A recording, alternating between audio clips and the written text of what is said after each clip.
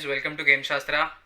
तो आज एक मैंने सोचा कुछ बहुत ही इम्पोर्टेंट टॉपिक डिस्कस करता हूँ। अभी ये इम्पोर्टेंट क्यों मैं बोल रहा हूँ, बिकॉज हर साल बोलने से अच्छा एक कोई ना कोई बैच रहता है कि जिसको हर टाइम लगता है कि उन वो जब भी कभी नए स्टैंडर्ड में जाते हैं, दे आर द वंस कि जिनको एक चेंज सिलेबस फेस करना पड़ता है। तो when I was in 12th standard, उस टाइम पे my batch used to feel ठीक है। और ऐसा obviously that was the batch कि जहाँ पे 10th स्टैंडर्ड हम लोग गए तो 10th में सिलेबस चेंज हो गया, 12th स्टैंडर्ड में गए तो 12th स्टैंडर्ड में सिलेबस चेंज हो गया। तो फिर हम लोग को सिर्फ एक डर रहता है दिमाग में, यार अभी सिलेबस चेंज हो गया तो कैसे पढ़ेंगे, things will be different. Teachers के लिए भी सिलेबस नया होगा तो टीचर्स कैसे हमें पढ़ा सकते हैं, उनको तो आदत होगी पुराना सिलेबस से डील करने की। 10 क्वेश्चंस आते हैं, ठीक है। इट्स वेरी ऑब्वियस, ठीक है।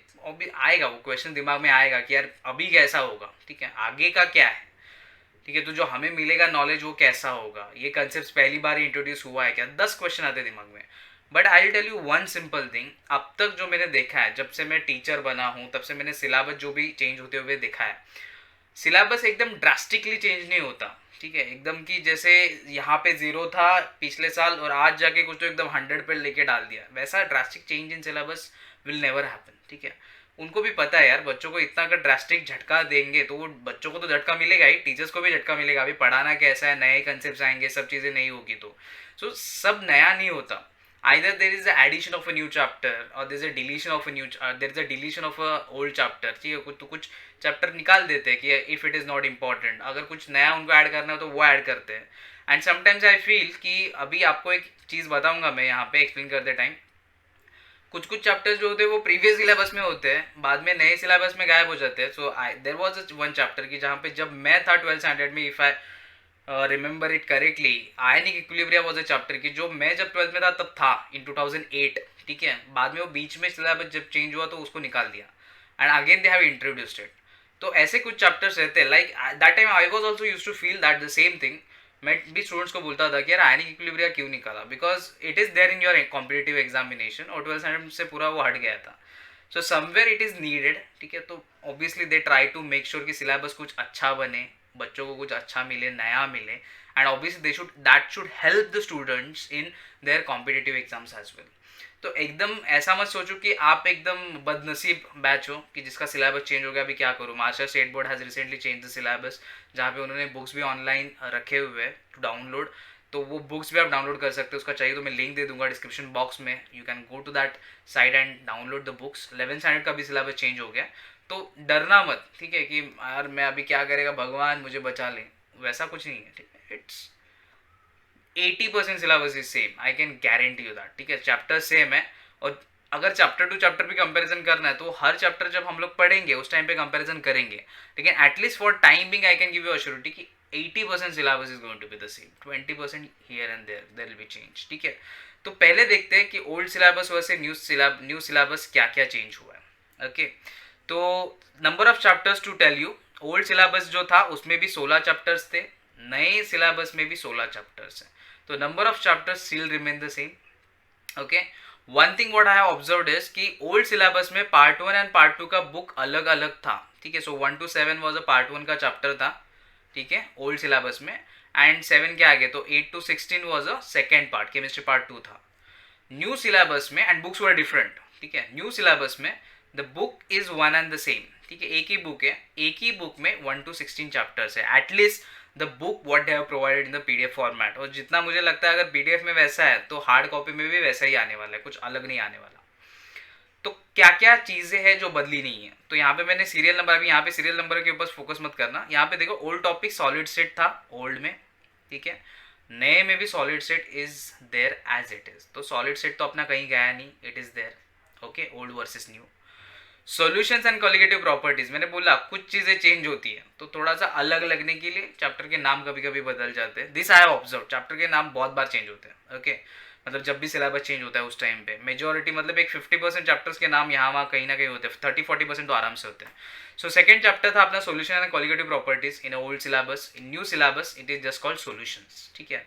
तो does that mean qualitative properties उसमें होगा या नहीं होगा, तो वो जब पढ़ेंगे उस टाइम पे। अभी इसके आगे से जो भी आपको वीडियोस मिलेगा on my channel, it is going to be based on the new syllabus, ठीक है। So don't worry about that. अपना थर्ड था केमिकल थर्मोडायनेमिक्स एंड एनर्जेटिक्स। तो अभी ये न्यू सिलेबस में this is not a third chapter, ये fourth chapter है, ठीक है।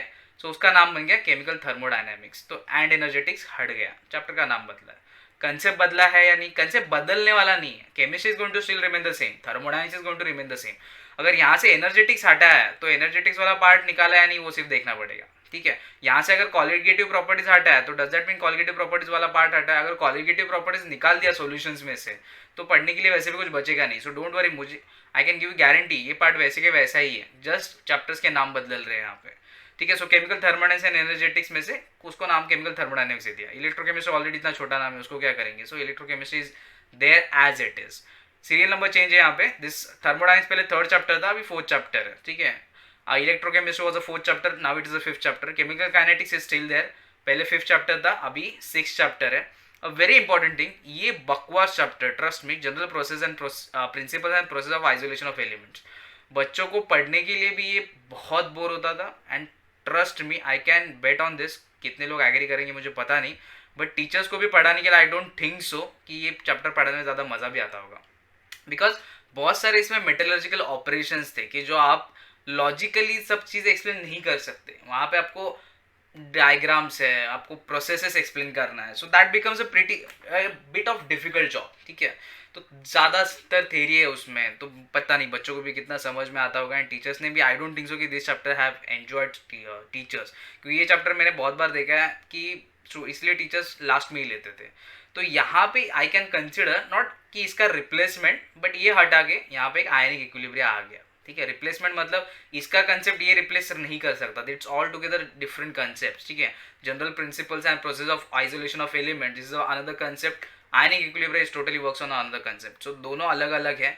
तो आयनिक इक्विलिब्रियम जिसके बारे में मैंने बोला, ठीक है, जैसे मैं बोल रहा हूँ, if I remember it completely, when I was in 12th standard in 2008 this was there in chemistry syllabus, ठीक है, जो अभी रिसेंटली हट गया था, ठीक है, but again they have introduce it, ठीक है, विच is a very great thing because it's a part of competitive examination. P block elements है, तो पी ब्लॉक एलिमेंट्स का नाम अभी बदल गया, elements of group 16, 17 and 18 elements बन गया, ठीक है। तो डज दैट मीन अभी इसमें से क्या हटा, तो यहाँ पे 15 ग्रुप एलिमेंट्स था जो कि योर नाइट्रोजन फैमिली, तो ये हटा, तो ये पार्ट यहाँ पे कम हो गया। And this was a chapter from your part 1 कि जिसका वेटेज ज़्यादा था बिकॉज कंटेंट ज़्यादा था।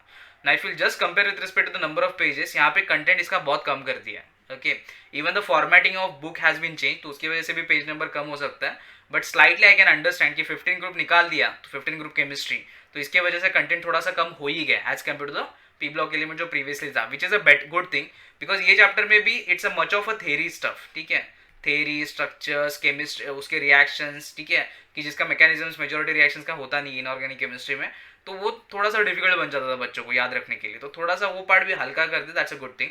अभी तक इसका वेटेज नहीं दिया हुआ है कहीं पे भी, ठीक है, तो वेटेज क्या डिस्ट्रीब्यूशन रहेगा, कैसे रहेगा, जैसे ही वो आएगा मैं डिस्कस करूंगा आपके साथ, don't worry about that, but अभी तक तो इसका वेटेज नहीं है, ओके, ठीक है। तो आगे बढ़ते हैं, अभी आगे के चैप्टर्स देखते हैं। तो जैसे ये पार्ट 1 में था, अभी पार्ट 2 जैसे मैंने बोला नए सिलेबस में कुछ डिफ्रेंशिएट किया हुआ नहीं है, part 1 part 2, it is straight forward 1 to 16 chapters.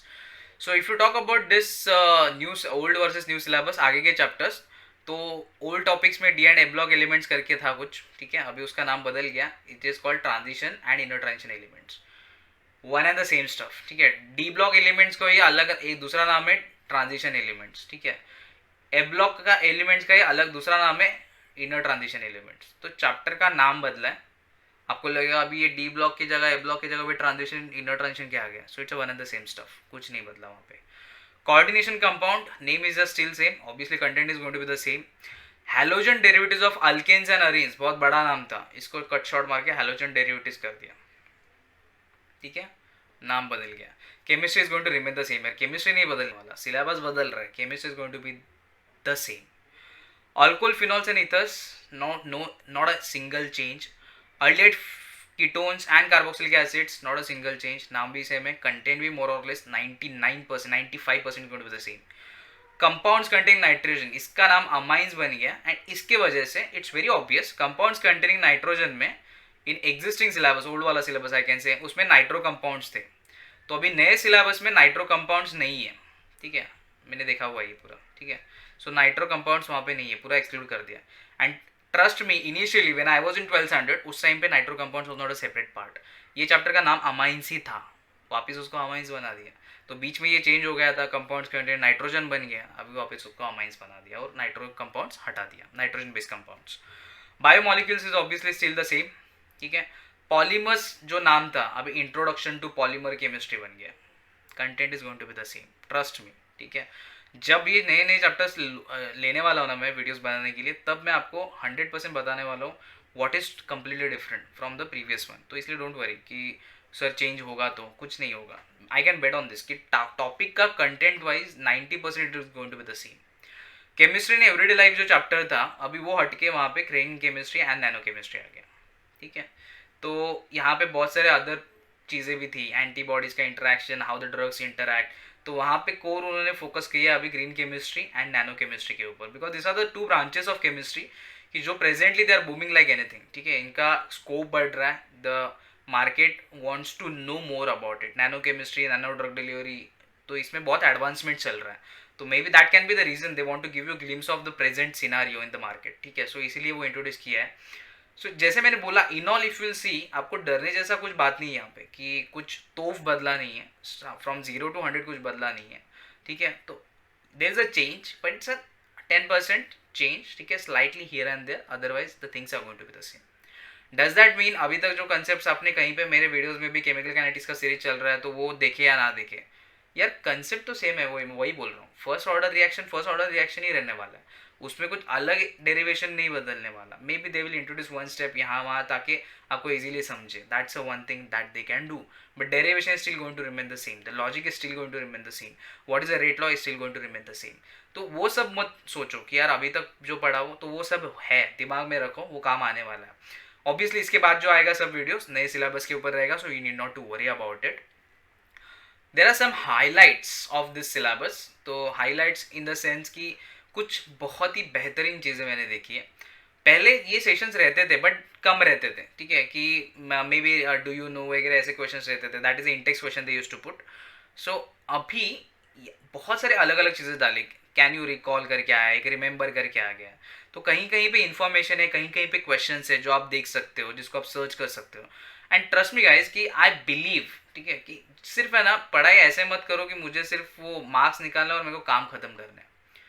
कहीं ना कहीं ये ज्ञान आगे जाके ज़िंदगी में काम आने वाला है, whether you do your career in chemistry और whether you don't do it, but कहीं ना कहीं ये काम आने वाला है. सो मेक श्योर कि जब पढ़ाई कर रहे हो, पुट योर 100% एफर्ट्स. जो भी दिया हुआ है, can you remember, observe and discuss, do you no, सबको एक बार देख लेने का क्वेश्चन को. और जो अगर डेटा दिया हुआ है, जस्ट सिर्फ रिमेंबर या तो फिर इफ यू से ट्राई दिस एक्टिविटी, ऐसा कुछ रहेगा, तो वहाँ पे आप क्या कर सकते हो, जो कंटेंट है रीड करना है वो एक बार रीड कर लो. उसके बारे में ज़्यादा इन्फॉर्मेशन चाहिए तो वो पढ़ लो. So can you recall is a question, remember, हर चैप्टर में ये मिलेगा आपको. Do you know, observe and discuss, use your brain power, you can tell, internet my friend. तो यहाँ पे इंटरनेट माई फ्रेंड मतलब वहाँ पे इंटरनेट का कंटेंट आपको दिया हुआ है कि आप इंटरनेट पे ये सब चीज़ें चेक कर सकते हो. Try this activity, can you think. And सबसे best thing what I have observed कि फर्स्ट पेज पे आपको एक QR कोड मिलेगा, जो आप प्ले स्टोर में जाने के बाद दीक्षा ऐप करके उसको डाउनलोड करोगे. वो जब QR कोड आप इस दीक्षा ऐप के हेल्प से जब स्कैन करोगे, it opens on a interactive page, जहाँ पे I think they are in a making, क्योंकि अभी तक वो कंटेंट सब आया नहीं है, बट वीडियोस वगैरह का वहाँ पे एटलीस्ट स्पेस है. ठीक है. And there are interactive pages they have made. ठीक है. जो आपको काम आ सकता है. तो समवेयर आई कैन सी कि थोड़ा सा डिजिटलाइजेशन की तरफ चीज़ें बढ़ रही है अभी धीरे धीरे. ठीक है. Even they want to make sure कि student should get engage in the learning. At the end अगर मुझे पूछोगे मेरा ऑब्जर्वेशन और मेरा conclusion on the change syllabus, they have try to make it more interactive. ठीक है. एंड समवेयर जो मैं एक चीज़ बोलता हूँ, जो मैं बिलीव करता हूँ, is they are trying to ignite a fire in your mind. ठीक है. तुम्हारे उनको एक थोड़ा सा तुम्हें झटका देना है कि जिससे तुम खुद से पढ़ सको.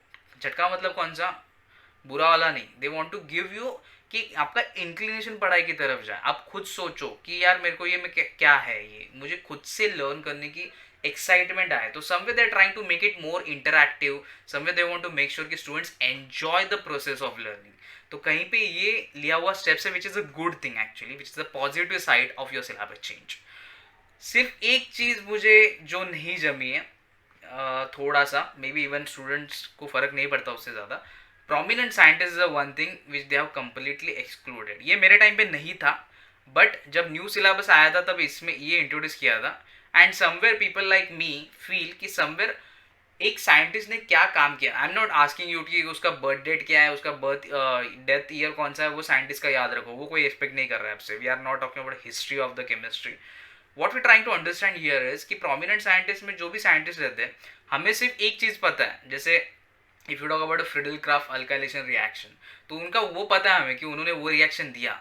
But other than this what is the notable achievements because of that कि किसी किसी को नोबेल प्राइज मिला है, किसी किसी को उनके फील्ड में उनके कंट्री से कुछ तो बहुत ही बेहतरीन अवार्ड मिला हुआ है. तो वो सब चीज़ें वहाँ पे समझती थी. तो मैं बच्चों को अभी भी बोलता था यार कि ये रीड किया करो. कोई वो पढ़ाने की जरूरत नहीं. ऑब्वियसली टीचर वहाँ पे पढ़ाने के लिए कुछ नहीं है. वहाँ पे it's just a theory, it's a information which you can't change, which is there. ठीक है, इट हैज़ हैपेंड. तो एटलीस्ट अपने इंटरेस्ट के लिए पढ़ो. तो वो पार्ट कंप्लीटली एक्सक्लूड कर दिया है यहाँ पे. तो इसलिए बुक का थोड़ा सा साइज भी आई थिंक अभी रिड्यूस हो गया सब चीज़ों के हिसाब से. सो बुक आपका बहुत छोटा होने वाला है, ज़्यादा बड़ा नहीं होने वाला है. It is hardly going to be 300 pages. ठीक है, 300 के ऊपर नहीं, 320 या 300 के आसपास कुछ तो पेजेस है, उसके ऊपर बुक नहीं रहने वाला आपका. And I guess and I suppose it is going to be one single book. तो आपको पार्ट 1 पार्ट 2 का झमेला नहीं होने वाला. वरना बच्चे हर टाइम में लेक्चर में जाता था तब बच्चों को पार्ट 1 का बुक लाया, पार्ट 2 का बुक लाया, तो ये कन्फ्यूजन होता था. अभी आपको सिर्फ एक बुक कैरी करना है. पार्ट 1 बोला तो पार्ट 1 खोलो, पार्ट 2 बोला तो पार्ट 2 खोलो, बिकॉज 1 to 16 चैप्टर सब एक ही जगह पे. So that's it from my side. So this was my take on the new syllabus. Just a conclusion line, tension मत लो. ठीक है, 90% चीज़ें वही है, 10% there is a slight change.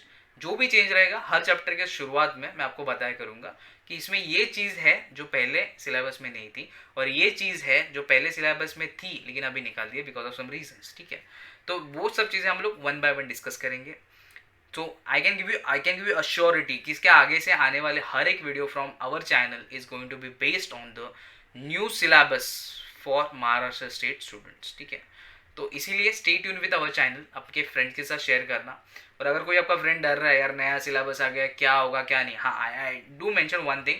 There are chances कि अभी चैप्टर का वेटेज जो है, हर एक चैप्टर का weightage slightly here and there can change. ठीक है, नया वेटेज आया नहीं है जैसे मैंने आपको बोला है. जैसे ही नया वेटेज आएगा मैं आपको अपलोड कर दूंगा. There I think it's not 90% impossible है, बट 10% देर आर चांसेस कि इवन द पेपर पैटर्न में गेट चेंज, या तो फिर मार्क्स भी चेंज हो सकते हैं, पता नहीं. ठीक है, आई एम जस्ट एज्यूमिंग कि अगर चेंज किया तो कुछ भी हो सकता है. सो उस हिसाब से आपको डरा नहीं रहा हूँ, कुछ जस्ट बता रहा हूँ.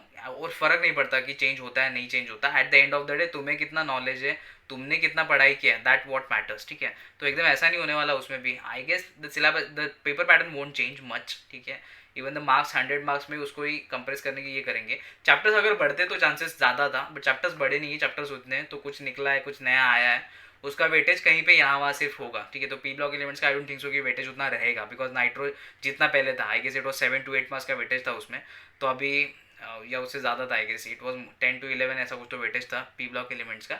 बट अभी वो थोड़ा कम हो जाएगा. ठीक है, बिकॉज 15 ग्रुप एलिमेंट्स निकल गया. और एक बोलते हैं ना कि वो प्रोसेसेस वाले की जगह पे आयनिक इक्विलिब्रियम आ गया. तो कहीं पे सब इंटरेस्टिंग स्टफ्स आर कमिंग. तो वहाँ पे नए क्वेश्चंस आएंगे ऑब्वियस है. ठीक है, आयनिक इक्विलिब्रियम अभी तक नहीं था, तो प्रीवियस 10 साल के क्वेश्चन पेपर्स उठा के देख लोगे, maybe there won't be any question on ionic equilibrium, but now there will be short question on ionic equilibrium. ठीक है, तो जैसे मैंने बोला 90% मोर और less 90 to 95% I can say. ठीक है, don't consider this as a final judgement, final thing. This is based on मेरा एक इंट्यूशन फीलिंग है कि जितना चैप्टर्स के एटलीस्ट नेम देखे हुए, because I can't go through complete book at a once. जैसे जैसे एक एक चैप्टर करेंगे वैसे तो आपको बता ही दिया करूँगा मैं, but at least for now I can give you assurity कि 90% सिलेबस इज मोर और less same. There is hardly 10% change, इसके लिए आपको टेंशन लेने की जरूरत नहीं है. ठीक है, और वैसे भी हम लोग पढ़ने वाले हैं साथ में, तो मैं आपके साथ हूँ, तो आपको कुछ टेंशन लेने की वैसे भी ज़रूरत नहीं है, because I am going to be there with you to I be telling you कि क्या बदला क्या नहीं बदला, क्या पढ़ना है क्या नहीं पढ़ना है. ठीक है, नहीं पढ़ना तो मैं कुछ बताता नहीं हूँ, सब पढ़ना है. ठीक है, so thanks for watching our video. Stay tuned to our channel, and these are the platforms where you can follow us. You can join our group on a Facebook, www.facebook.com/gameshastra. It's an open group जहाँ पे जाके आप आपके question डाल सकते हो. We will try to answer that question as early as possible. You can subscribe to our channel on our YouTube. That's www.youtube.com/gameshastra.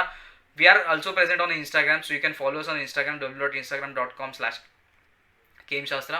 यहाँ पे आपको कुछ अलग चीज़ें मिलेंगी जो Facebook ऑब्वियसली एंड यूट्यूब पे नहीं मिलेंगी. That's a codes that I write and the amazing fact जो इमेज फॉर्मेट में रहेगा, तो आप वो देख सकते हो। And we have our website that's love.kemshastra.com। यहाँ पे आपको ये तीनों चीज़ें साथ में मिल जाएंगी and along with that there will be blogs which will be written by me, which are written by me, and obviously there are chemistry notes free of cost available है। आप उसको डाउनलोड करके आपके साथ रख सकते हो।